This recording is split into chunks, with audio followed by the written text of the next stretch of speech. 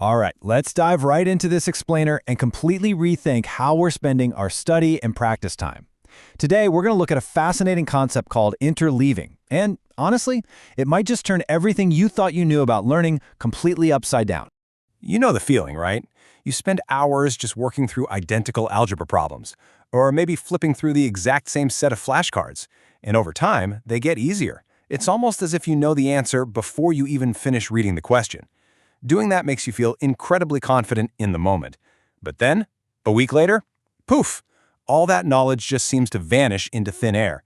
If that sounds familiar, trust me, you are not alone. We've all been there. Section 1. The Illusion of Mastery. Autopilot is a trap. Getting faster at identical, repetitive problems feels absolutely wonderful at first.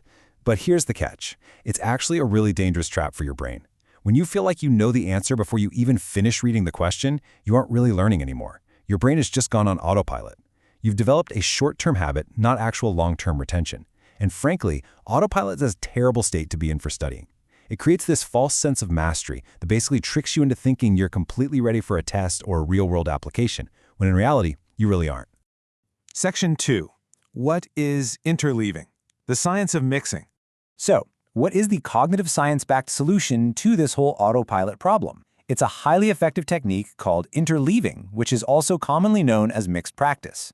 Instead of just hammering away at one single concept for hours, it has you mix different but related topics, skills, and problems all during a single study session. The absolutely critical rule here is that you're combining the topics rather than trying to conquer them one by one in total isolation. Let's do a quick direct comparison. See, most of us naturally default to what's called blocked practice. If you have topics A, B, and C, blocked practice means you just focus heavily on A until you've got it down cold, then you move to B, and finally to C. So it's AAA, BBB, CCC. Mixed practice, or interleaving, completely flips that script. You switch between those topics dynamically throughout your session. It looks a lot more like ABC, then maybe BAC, then CAB.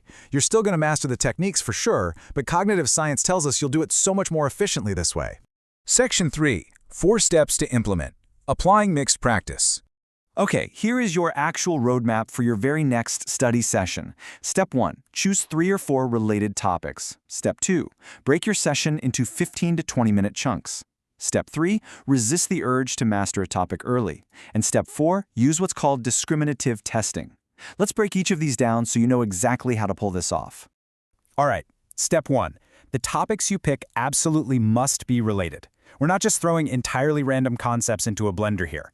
For example, if you're studying math, you could choose 3 different types of math equations as your related concepts. But you definitely shouldn't mix a math equation with, say, Spanish conjugations. There has to be a logical thread connecting the topics together for this to actually work. Step 2. Say you've set aside a solid 2 hours for studying. Instead of spending that entire 2 hours just staring at one single subject, you break the session down into 15 to 20-minute subsets, and each subset is dedicated to just one of your related concepts. So you spend 15 minutes on concept 1, then you switch over to concept 2, then to concept 3, and you just rotate through until your 2 hours are up. Oh, and here's a pro tip. Don't be afraid to randomize the order. Instead of always going 1, 2, 3, try going 1, 3, 2. Keep that brain of yours guessing. Step 3. Now, honestly, this one is much easier said than done. You have to embrace the difficulty and move on before you feel completely comfortable. As students, we've been heavily conditioned to crave total mastery before we even think about moving on to the next chapter. You need to actively resist that urge. It is perfectly okay, and it's actually the whole point, to switch to the next topic before you feel 100% confident with the current one. That difficulty you feel when switching gears, that friction is literally where your long-term memory is being built. Step 4 brings us to a bit of an academic term, discriminative testing. Put simply, this just means you're actively stopping and asking yourself, wait, what kind of problem am I actually facing right now? Which tool do I need to solve it, and how do I use that tool correctly? Think about it. When you do blocked practice, like doing 50 derivative problems in a row, you never have to ask yourself what type of problem it is. Your brain already knows problem 51 is asking for a derivative, just like the last 50 were. But with interleaving, you actually have to look at the problem, analyze it, and decide if it's a derivative problem or something else entirely. Section 4. Why mixed practice works. The science of success and real-world applications. So there are 3 main scientific reasons interleaving is just so incredibly powerful. First, it demands that discriminative testing we just talked about. Second, it hugely improves our problem categorization, because let's face it, out in the real world, our problems do not come neatly labeled for us. And third, it prevents that really dangerous false sense of confidence we mentioned at the very beginning of this explainer. It's kind of like a construction toolkit. If you only ever face problems that require a hammer, well, you're going to get really good at swinging that hammer, but you will never learn how to recognize when a screw would actually work better.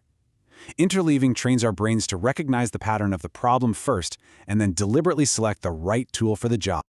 And we can even take this out of the classroom and onto the court. Just look at sports, like tennis. Blocked practice would be standing there hitting 100 forehands in a row, then 100 backhands, then 100 serves. Sure, your swing might feel pretty smooth by the end of it, but interleaved practice is infinitely better. That's having a partner send completely unpredictable shots your way to mimic actual real match play.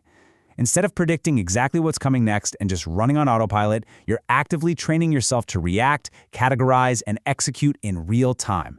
Which brings us to our final thought. The science here is totally clear, the methods are highly actionable, and the results, they're profound. So how will you mix up your practice today to stop running your brain on autopilot? It's time to embrace the difficulty, ditch that illusion of mastery, and actually start learning.